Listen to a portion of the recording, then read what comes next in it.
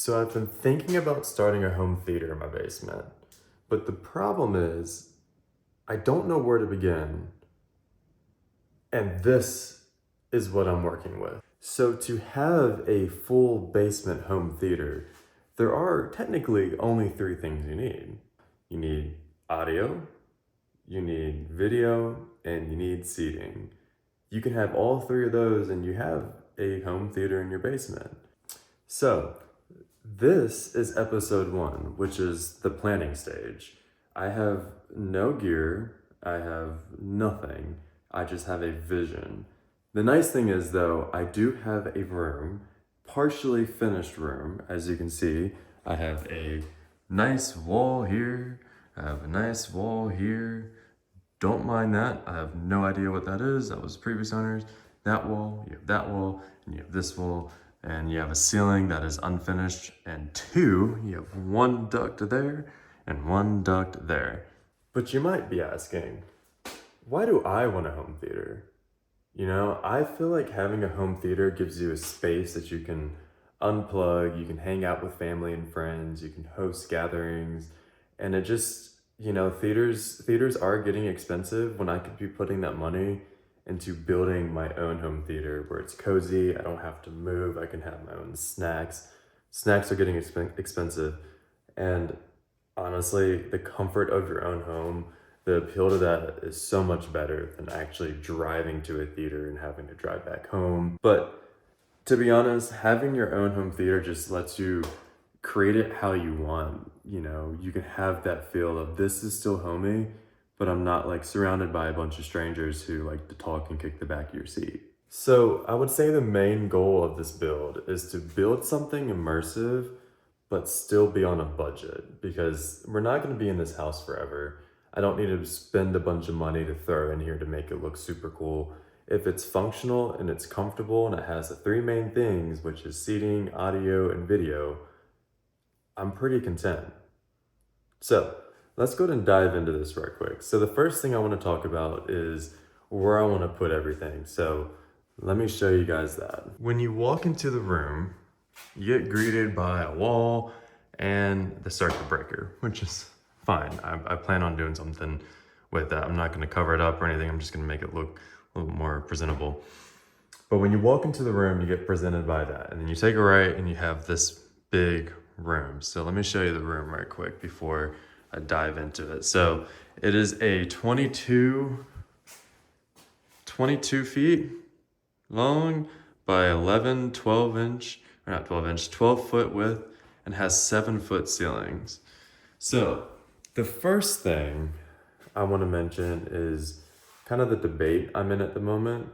I think I've kind of made up my mind on what I want, but if you guys have a different opinion, definitely drop in the comments because you might know more than me. But the first thing I want to look at is this wall. So this is the wall as soon as you walk in. This is that one big wall on the back side. This wall right here is where the screen's gonna go. So the plan is I want to do a 120-inch diagonal screen here. I'm gonna put up a picture on what I want. It's a build your own like spandex, acoustically transparent screen, which means you can put speakers behind it and it doesn't disrupt the audio frequency. So that's the wall for that 120-inch diagonal screen. And then if I turn you around here, this is also really important, is when you have a screen that size and a 7-foot ceiling, you have to make sure the listening position is correct, because it's kind of hard to get that. You want to have the best immersive experience, like I mentioned in the beginning. So standing at the back side where the wall was at, here is my tripod setup, but that's like where the couch would go. You put a couch there, you have a nice setup for the couch, and right above that's like where the projector would go. But nice couch setup there. You have your right wall. This is where one of the side speakers or the side surround speakers would go. The other side, the left surround. And then in the ceiling is where the Atmos speakers are gonna be. So let me show you that. So, mentioned, that's the couch. I plan on putting speaker here,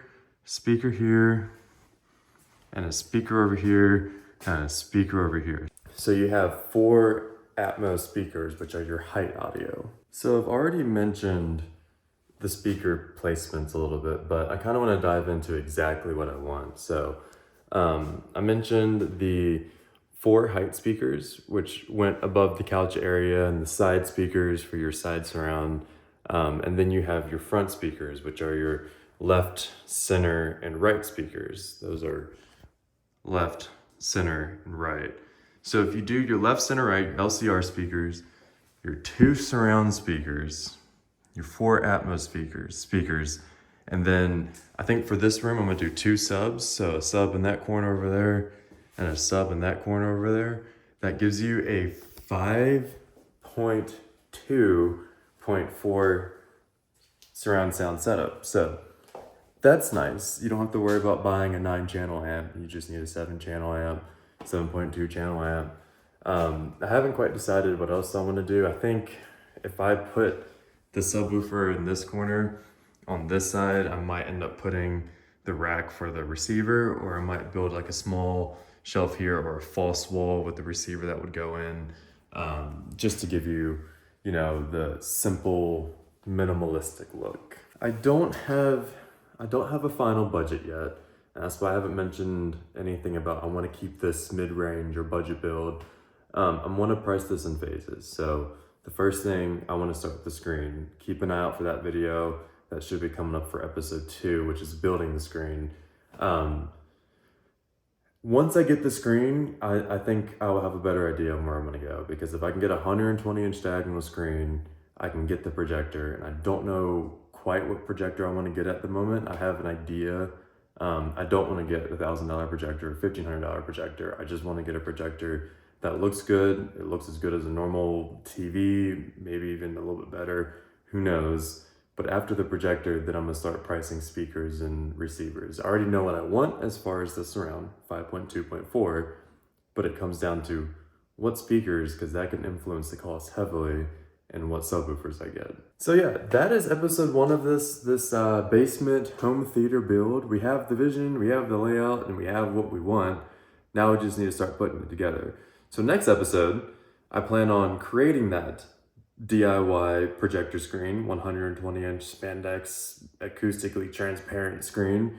And I need your help for something else. I need to know if you've built a home theater or you've been around someone who's built a home theater, what's something that they wish they knew before they started? Drop it in the comments below and let's get this project kicked off.